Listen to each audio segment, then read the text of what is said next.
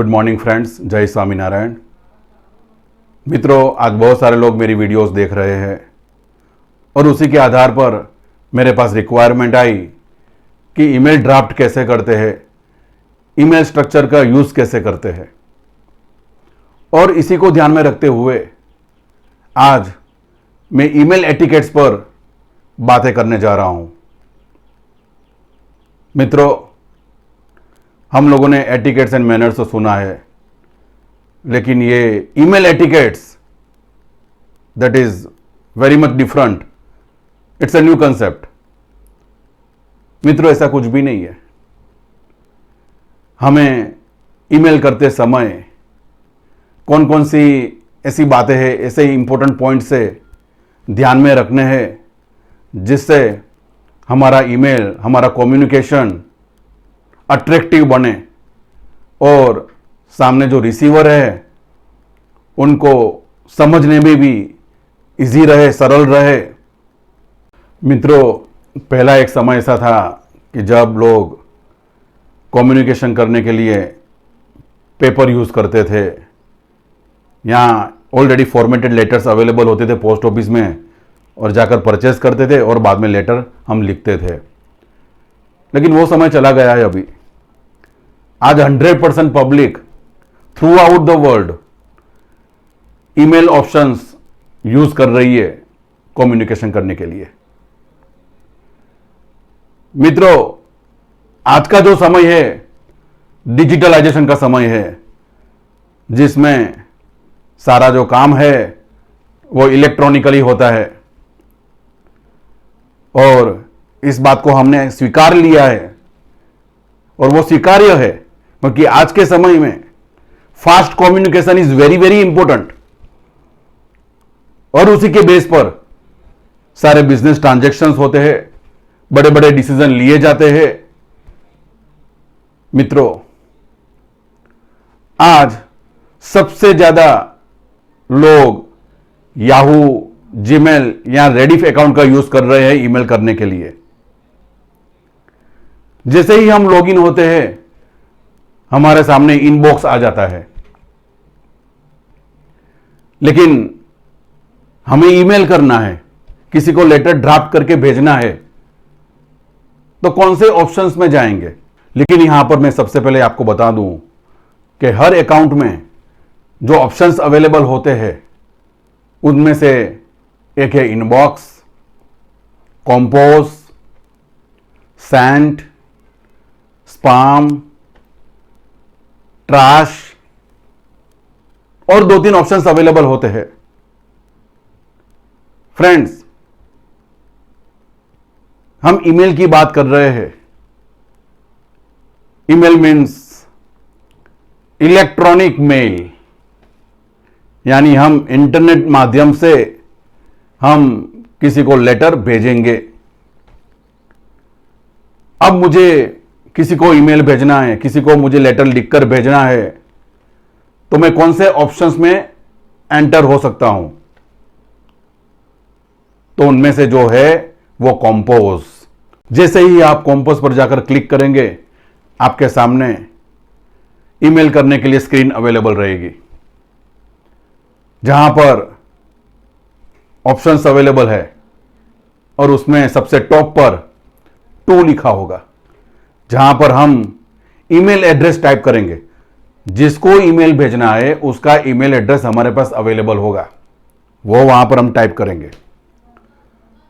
उसके बाद next option आएगा सीसी, यानी carbon copy.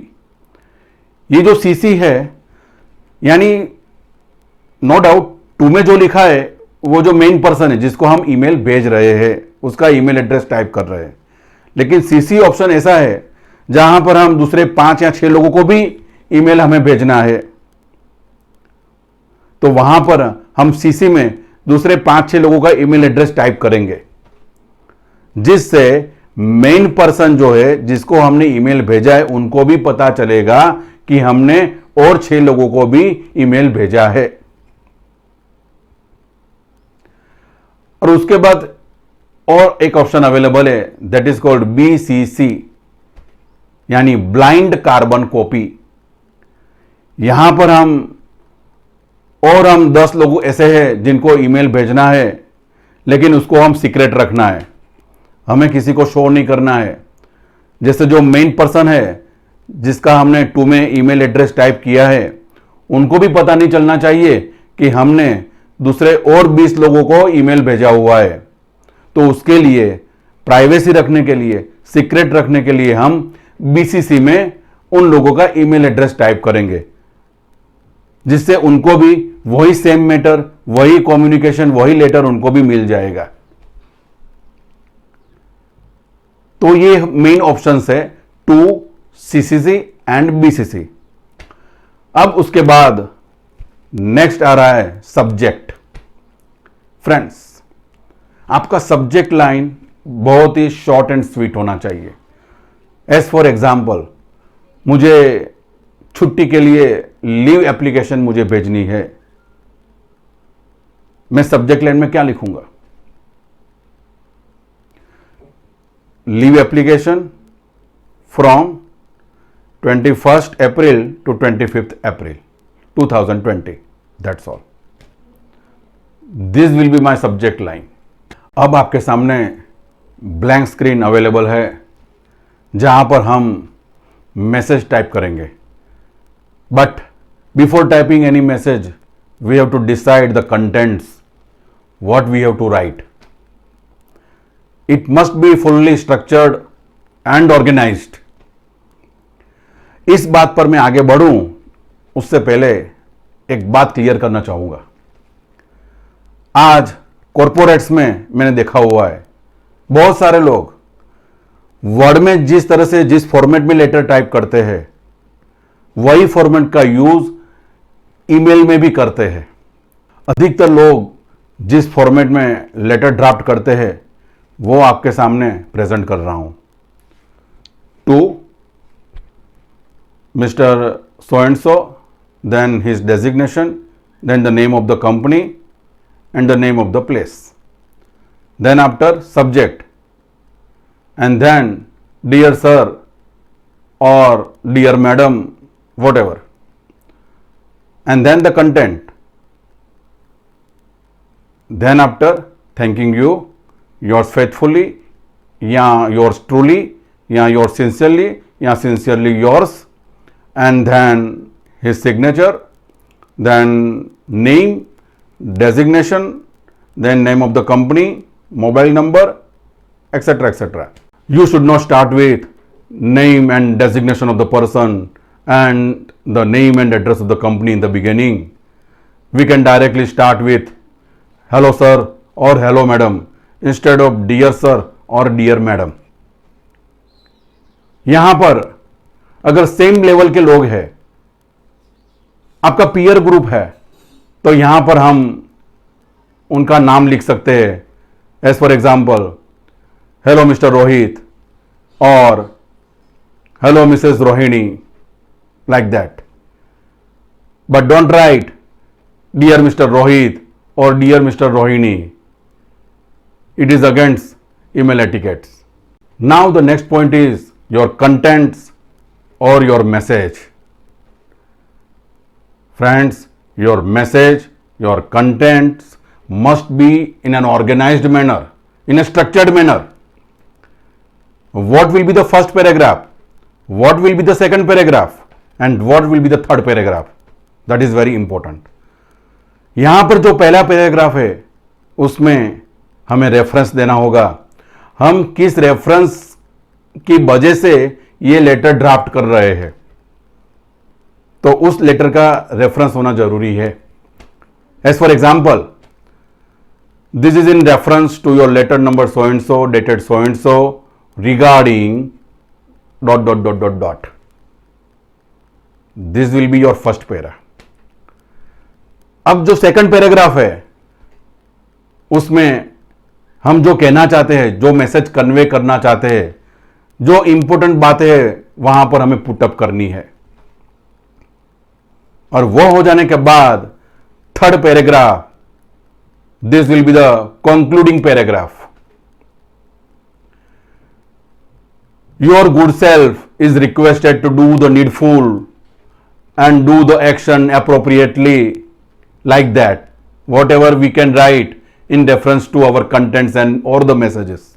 And now in the last paragraph, हमें thanking you with warm regards या with regards और regards लिखने की जरूरत नहीं है. Even though यहां पर yours sincerely या yours faithfully और sincerely yours लिखने की जरूरत नहीं है. Only we have to write our name. Our name itself conveys with best regards, with warm regards, with regards, thankfulness, etc. यहां पर हमारे नाम के साथ हमारा डेजिग्नेशन होगा, कंपनीज नेम होगा, कंपनीज एड्रेस होगा, कंपनीज वेबसाइट एड्रेस होगा, ईमेल एड्रेस होगा, मोबाइल नंबर और टेलीफोन नंबर होगा. दैट मीन्स यहां पर हमारी पूरी डिटेल आ जाएगी. फ्रेंड्स, ये तो बात हुई format of email from the beginning to से लेके एंड तक. Now what are the pin points to be remembered at the time of writing email? That is very very important. So first point, हमारा subject short होना चाहिए. Subject कभी भी long नहीं होना चाहिए. सेकंड, हमारा जो मैसेज है, जो कंटेंट्स है, it must be in an organised manner and structured manner. Third, हम जो मैसेज कन्वे करना चाहते हैं, टाइप करना चाहते हैं, वो भी शॉर्ट होने चाहिए. बहुत लॉन्ग मैसेज नहीं होना चाहिए. फोर्थ, जब भी हम मैसेज टाइप कर लेते हैं उससे पहले एक बार रीड कर ले. बहुत जरूरी है. मैसेज में कहीं पर भूल तो नहीं है? अगर भूल है तो इमीडिएटली हम उसको करेक्ट कर सकते हैं. अगर भूल से आपका इनकरेक्ट मैसेज चला गया तो वो आपकी इमेज खराब कर सकता है और कंपनी की भी इमेज खराब कर सकता है. Fifth, before sending any messages हमें ग्रामर चेक करना है. ग्रामेटिकल कोई एरर तो नहीं है ना? अगर है तो इमीडिएटली हम करेक्ट कर सकते हैं. सिक्स्थ, हमें कहीं पर भी कोई वर्ड या स्टेटमेंट कैपिटल में नहीं लिखना है. अगर जो कैपिटल में लिखा तो रीडर को रीड करने में बहुत ही दिक्कत आएगी. वो ठीक से रीड नहीं कर पाएगा और हो सकता है आपके मैसेज को साइड में रख देंगे. 7 पॉइंट, हमें किसी भी वर्ड या स्टेटमेंट में अंडरलाइन नहीं करना है. 8, हमें किसी भी वर्ड या स्टेटमेंट को बोल्ड नहीं करना है. 9, our messages must be in active voice and not in passive voice. I am giving you example. A message has been sent by Mr. Dave. It is in passive voice. But if we want to write in active voice, then Mr. Dave has sent a message. Friends, active voice attractive लगता है. 10th point, हमें कहीं पर भी abbreviation use नहीं करना है at the time of writing a letter, because it is a business letter. अगर हम हमारे फ्रेंड्स को लेटर ड्राफ्ट कर रहे हैं तो वहां पर हम एब्रीविएशन यूज कर सकते हैं. 11th पॉइंट, फ्रेंड्स, अगर आपको ऐसी कोई प्राइवेसी वाला लेटर लिखना है, कंपनी की सीक्रेट को मेंटेन करना है, तो उसके लिए ईमेल इज नॉट सुटेबल. हमें ईमेल से मैसेज कन्वे नहीं करना है, because it is open message. सभी लोग इसको रीड कर सकते हैं. तो बेटर है कि हम वर्ड में लेटर टाइप करें और बाय पोस्ट या बाय कुरियर से वो लेटर हम भेज सकते हैं. 12th point, always use you attitude. Don't use me, my and mine in our letter. We should always use you, yours, your in drafting a letter. Here I am giving an example. Your good self is requested to do the needful.